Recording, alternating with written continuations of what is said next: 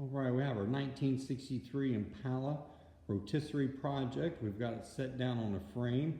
We just did get through putting on our bumpers, our fenders, our hood, all that good stuff there. We got our AC lines taken care of. That was a little bit of an accomplishment to get figured out how he's going to convert R12 to 134 and still use our evaporator core. But we was able to get it figured out. So we got our condenser there hooked up to our dryer, running on back into our condenser to our AC pump. But everything there is all set.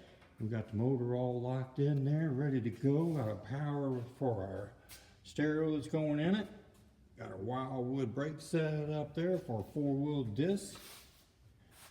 Got a Holly Sniper fuel set up there for carburation. And she is ready to go. It's taking a little while. We've been on this one for about a year now. So we're about there with it. Got it all rubbed out in the patina. Got the stainless steel dual exhaust on it, 2.5 Flowmaster all the way back. Big Wildwood brake set up on it. We still yet to do the interior. We're working on that, putting our new headliner in there. Got to tuck it up yet. Just put the rest of our interior in. Stereo, lights, and camera. And action. This 63 has really come a long ways. The rear end of it just really looks good. Nice and shiny. Looks good. Looks good.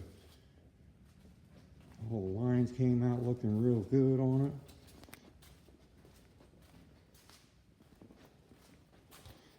We had to put our favorite plate on it.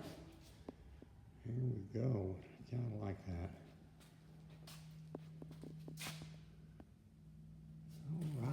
Close the hood, see our lines. Ooh, listen to that thud. It closes nicely. Oh my, look at that front end. Is that not awesome? Tell you what, I'm really in love with this car. Looks good, looks good. Look at the patina. Nice, nice, nice.